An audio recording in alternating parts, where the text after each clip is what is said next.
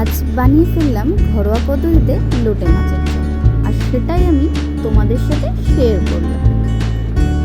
তো ঘরোয়া পদ্ধতিতে কিভাবে লোটে মাছের চপ বানাতে হয় সেই পদ্ধতিতে আমি দেখিয়েছি।